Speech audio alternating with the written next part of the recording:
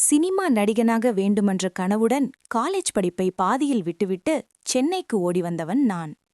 அழகு, கட்டான உடல், நம்பிக்கை எல்லாம் இருந்தும் வாய்ப்பு மட்டும் கிடைக்கவில்லை. மாதக்கணக்கில் ஸ்டூடியோ வாசல்கள், இயக்குனர்கள் வீட்டு வாசல்கள், தேர்வுகள், காத்திருப்புகள் எல்லாம் இருந்தும் பிறகு பார்க்கலாம் என்பதே பதிலாக வந்தது. கையில் இருந்த சேமிப்பும் குறைந்து நண்பர்களிடம் தங்கியிருந்த நாட்களும் முடிவை நோக்கி போக ஆரம்பித்தன. அப்போதுதான் ஒரு நண்பன் ஒரு வேலை வாய்ப்பை பற்றி சொன்னான். ஒரு பெரிய தொழிலதிபருக்கு டிரைவர் வேணும், தங்க இடமும் கிடைக்கும் என்றான். வேறு வழியின்றி நான் சம்மதித்தேன். அந்த தொழிலதிபர் தேவன். வெளிநாட்டில், குறிப்பாக துபாயில் நல்ல வருமானம் ஈட்டி இங்கேயும் வியாபாரம் செய்து பெரிதாக வளர்ந்தவர். வயது 35 இருக்கும். அமைதியானவர். அவரின் மனைவி காமினி, 25 வயது இருக்கும். இயற்கையான அழகு, சீரான நடத்தை, ஒருவகை தன்னம்பிக்கை. அவளை பார்த்தவுடன் நினைவில் நிற்கும் தன்மை இருந்தது. பெரிய பங்களா வீடு. நான் அவுட் ஹவுஸில் தங்க அனுமதி பெற்றேன். வேலை நேரம் அல்லாத வேளைகளில் சும்மா இருக்காமல் தோட்டப் பணிகளை செய்ய ஆரம்பித்தேன். மே மாத வெயில். வேலை செய்யும்போது எளிய உடையுடன் உழைத்தேன். சில சமயம் காமினி லானில் உட்கார்ந்து கொண்டு, அப்படி செய்யுங்கள், இப்படி வெட்டுங்கள் என்று சொல்லி வழிகாட்டுவாள். அவளது பார்வை சில நேரங்களில் என்னை நெருடியது. ஆனால் நான் என் வரம்பை மனதில் நினைத்து கொண்டே இருந்தேன். தேவன் அடிக்கடி வெளியூர் பயணம் செய்வார். அவர் இல்லாத நாட்களில் வீட்டில் ஒரு அமைதி நிலவும். அந்த அமைதிக்குள் நாங்கள் இருவரும் மட்டும் இருப்பது ஒருவித சங்கடத்தையும் அதே நேரத்தில் ஒரு அறியாத நெருக்கத்தையும் உருவாக்கியது. ஒரு நாள் தோட்டத்தில் புதிய செடி நடும்போது காமினி அருகில் நின்று உதவினாள். மண் கைகளில் படிந்தது. இதை சுத்தம் பண்ணலாமா என்று சிரித்தபடி கேட்டாள். அந்த சிறிய தருணம் கூட என்னுள் ஒரு அதிர்வை ஏற்படுத்தியது. அவளின் நெருக்கம் சாதாரணமாக இருந்தாலும் அதில் ஒரு மறைமுக நம்பிக்கை இருந்தது. தேவன் ஒரு வார பயணத்திற்கு கிளம்பும் முன் காமினிக்கு டிரைவிங் கற்றுக்கொடு என்று சொன்னார். அது எங்களுக்கு தினசரி சந்திப்பை அதிகரித்தது. காலையில் லேடிஸ் கிளப்புக்கு அழைத்துச் சென்று திரும்பும் வழியில் கற்றுக் கொடுப்பேன். கியர் மாற்றுவது, ஸ்டீரிங் கட்டுப்பாடு, பிரேக், கிளட்ச் இவையெல்லாம் சொல்லிக் கொடுக்கும்போது அவள் மிகவும் அருகில் இருப்பாள். சில நேரங்களில் கைகள் தவறி தொடும். சாரி என்று அவள் சிரித்து விடுவாள். அந்த சிரிப்பில் குற்ற உணர்ச்சி இல்லை, ஒரு வகை நெருக்கம் மட்டும் இருந்தது. நாட்கள் செல்ல செல்ல அந்த நெருக்கம் வெளிப்படையாக இல்லாவிட்டாலும் உள்ளுக்குள் வளர்ந்தது. எங்கள் உரையாடல்கள் சாதாரண விஷயங்களை தாண்டி வாழ்க்கை, கனவுகள், ஆசைகள் என விரிந்தன. அவளுக்கு தனிமை இருந்தது. பெரிய வீடு, செல்வம், ஆனால் நேரம் செலவிட யாருமில்லை. எனக்கு கனவுகள் இருந்தது, ஆனால் நம்பிக்கை குறைந்து கொண்டிருந்தது. ஒரு மழை நாளில் தோட்டத்திலிருந்து ரோஜா பூ கொண்டு வந்தேன். முழுவதும் நனைந்து உள்ளே வந்தபோது அவள் கவலையுடன், சளி பிடித்து விடுமோ என்றாள். ஒரு துணியை கொடுத்து, உடம்பை துடைத்துக்கோ என்றாள். அந்த நேரத்தில் அவளது பார்வை என்னை வேறொரு கோணத்தில் பார்த்தது போல தோன்றியது. டிரைவராக அல்ல, மனிதராக. பின்னர் ஒரு புத்தகத்தை மேல்தட்டிலிருந்து எடுக்க சொன்னாள். நான் ஏணியில் ஏறினேன். கீழே நின்று பிடித்து கொண்டிருந்த அவளது கைகள் நடுங்கியது போல உணர்ந்தேன். அவள் ஏணியில் ஏறும்போது நான் பிடித்து கொண்டேன். ஒரு கணத்தில் சமநிலை குலைந்தது. விழாமல் காப்பாற்றும் முயற்சியில் நாங்கள் இருவரும் மிக அருகில் நின்றோம். அந்த அணுக்கம் நீண்ட நிமிடமாக மாறியது. ரோஜா எங்கே என்று அவள் மெதுவாக கேட்டாள். நான் பூவை எடுத்து அவளிடம் கொடுத்தேன். அவள் அதை மார்பில் வைத்து சிரித்தாள். அந்த சிரிப்பே ஒரு அழைப்பாக இருந்தது. அன்ற நாளில் எங்கள் உணர்வுகள் வார்த்தைகளைத் தாண்டி சென்றது. எந்த அவசரமும் இல்லை, எந்த வன்மமும் இல்லை. ஒருவரை ஒருவர் புரிந்து கொண்ட நிம்மதியில் ஒரு உணர்ச்சி நிறைந்த அணைப்பு மட்டும். அந்த அணைப்பில் அவளது தனிமையும் எனது ஏக்கமும் கரைந்தது. மழை வெளியில் நின்றது. வீட்டிற்குள் ஒரு அமைதி. எங்கள் உறவு அன்ற நாளுக்குப் பிறகு மாறியது. அது வெறும் ஈர்ப்பு அல்ல, ஒருவருக்கொருவர் தேவையான ஆதரவாக மாறியது. அந்த சம்பவம் என் வாழ்க்கையில் ஒரு திருப்பமாக இருந்தது. நான் என்னை புரிந்து கொள்ள ஆரம்பித்தேன். கனவுகளை விடுவிடாமல் வாழ்க்கை தரும் வாய்ப்புகளையும் மதிக்க வேண்டும் என்பதையும் உணர்ந்தேன்.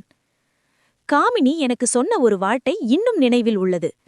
வாழ்க்கை எப்போதும் நம்ம நினைப்பது மாதிரி வராது தினேஷ். ஆனா வர்ற தருணத்தை நாம எப்படி பார்த்துக்கிறோம், அதுதான் முக்கியம். அந்த மழை நாள் என் வாழ்க்கையில் ஒரு அத்தியாயமாக மாறியது. ஆசை மட்டுமல்ல, உணர்வுகளும் பொறுப்பும் கலந்து உருவான ஒரு நினைவாக. காலை எழுந்த தினேஷ் அவுட் ஹவுஸின் கதவை திறந்து வெளியில் நின்றான். தோட்டத்தில் மழைத்துளிகள் இன்னும் இலைகளில் தொங்கிக் கொண்டிருந்தன. அவன் மனதில் கலந்த உணர்வு. அன்பா, ஆசையா அல்லது தவறா? வீட்டிற்குள் செல்லும்போது காமினி வழக்கம் போல அமைதியாக இருந்தாள். ஆனால் அவள் கண்களில் ஒரு புதிய வெளிச்சம் இருந்தது. அதே நேரத்தில் ஒரு சின்ன பதட்டமும் இருந்தது. காஃபி வேணுமா என்று அவள் சாதாரணமாக கேட்டாள். அந்த சாதாரணத்தில்தான் அசாதாரணம் இருந்தது. உள்ளுக்குள் பெருகிய பயம். 3 நாட்கள் அமைதியாக சென்றது. டிரைவிங் பயிற்சி குறைந்தது. உரையாடல்கள் சுருங்கின. ஒரு மாலை அவள் சொன்னாள், நாம் செய்தது சரியா தினேஷ்? அவன் பதில் சொல்ல முடியவில்லை. அவள் தொடர்ந்தாள், நான் தனிமையில் இருந்தேன், நீயும் அப்படித்தான். அந்த நொடி நம்மை இணைத்தது. ஆனா வாழ்க்கை அதைவிட பெரியது. அவளது குரலில் குற்ற உணர்ச்சி மட்டும் இல்லை, பயம் இருந்தது. தேவன் திரும்பி வரப்போகிறார். திரும்பி வந்த நிஜம். 1 வாரம் கழித்து தேவன் வீடு திரும்பினார். அவரின் வரவு வீட்டில் சத்தத்தை கொண்டு வந்தது. தொலைபேசி அழைப்புகள், வியாபார பேச்சுகள், வேலைகள். தினேஷ் அவனை நேராக பார்க்க முடியாமல் இருந்தான். அவன் மனசாட்சி அவனை குற்றவாளியாக உணர்த்த வைத்தது. ஆனால் தேவன் வழக்கம் போல நடந்தார். டிரைவிங் எப்படி போகுது என்று சிரித்தபடி கேட்டார். அந்த சிரிப்பு தினேஷின் மனதை கிழித்தது. அதிர்ச்சி திருப்பம். ஒரு இரவு தேவன் திடீரென்று அவுட் ஹவுஸுக்கு வந்தார். தினேஷ், கொஞ்சம் பேசலாமா? இதயம் தடுக்கத் தொடங்கியது. அவர் அமைதியாக அமர்ந்தார். நான் அடிக்கடி வெளியூர் போகிறேன். வீட்டை கவனிக்கிறதுக்கு நம்பிக்கையான ஆள் வேணும். உன்னிடம் அந்த நம்பிக்கை இருக்கு. தினேஷ் தலை குனிந்தான். தேவன் தொடர்ந்தார், காமினி தனிமையில் இருப்பாள். அவளுக்கு நண்பன் மாதிரி பேசிக் கொடுக்கறதுக்கு நன்றி. அந்த வார்த்தைகள் தினேஷின் உள்ளத்தை நுறுக்கியது. அவருக்கு எதுவும் தெரியாதா அல்லது தெரிந்தும் சொல்லவில்லையா? அந்த சந்தேகம் அவனை இரவு முழுக்க தூங்கவிடவில்லை. முடிவு செய்ய வேண்டிய தருணம். அடுத்த நாள் தினேஷ் காமினியிடம் சொன்னான், நான் இங்கிருந்து போகணும். அவள் அதிர்ச்சியடைந்தாள். ஏன்? நம்ம உணர்வு நிஜம்தான், ஆனா அது நீங்க வாழ்ற வாழ்க்கையை உடைக்கக்கூடாது. நான் என்னை மன்னிக்கணும்.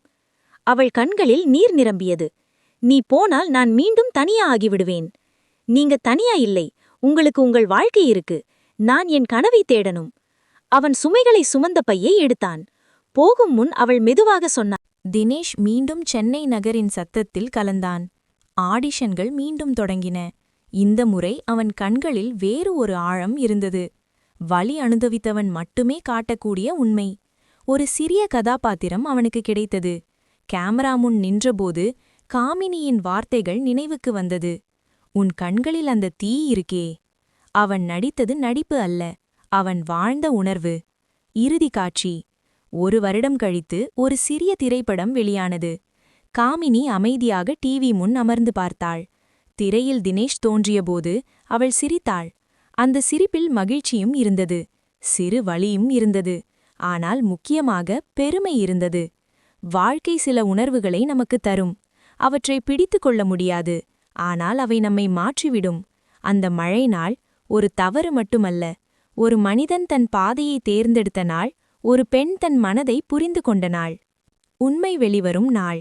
தினேஷ் அந்த வீட்டை விட்டு போனது 3 மாதங்கள் ஆகிவிட்டது. சென்னை நகரின் கூட்டத்தில் அவன் மீண்டும் கரைந்திருந்தான். ஆடிஷன்கள், சிறு கதாபாத்திரங்கள், போராட்டம். ஆனால் இந்த முறை அவன் மனம் தெளிவாக இருந்தது. அந்த பங்களா வீடு, அந்த மழை நாள், அந்த அணைப்பு, அவை நினைவாக மட்டுமே இருந்தது. சந்தேகத்தின் விதை. ஒரு மாலை தேவன் திடீரென வீட்டிலிருந்த பழைய சிசிடிவி பதிவுகளை பார்க்க ஆரம்பித்தார். வீட்டின் பாதுகாப்பு அமைப்பை மேம்படுத்த நினைத்ததால் பழைய காட்சிகளை பரிசோதித்தார். அவரது பார்வை ஒரு குறிப்பிட்ட நாளில் நின்றது. மழை பெய்த நாள். தோட்டத்தில் நனைந்து ஓடும் தினேஷ். பின் வீட்டுக்குள் அவசரமாக செல்லும் காமினி. காட்சியில் தவறு எதுவும் தெளிவாக இல்லை. ஆனால் தேவனின் உள்ளத்தில் ஏதோ அசைவு. அடுத்த சில நாட்களில் அவர் காமினியின் நடத்தை கவனித்தார். அவள் வழக்கத்தை விட அமைதியாக இருந்தாள். சில நேரங்களில் சிந்தனையில் மூழ்கியிருந்தாள். நேரடி கேள்வி.